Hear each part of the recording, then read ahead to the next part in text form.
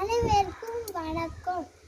கர்மவிழாவுக்கு காமராஜர் 1903 ஜூலைக்கு 15ஆம் நாள் விருதுநகரில் குமாரசாமி நாடாருக்கும் சுவாமி அம்மையாருக்கும் மகனாக பிறந்தார்.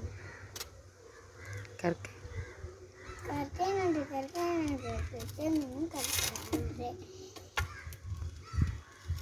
என்று கூறினார் ஔவையார். உங்களை பிச்சை எடுத்தவனா கல்வி கற்க வைப்பேன் என்று கூறினார் பெண்கள்.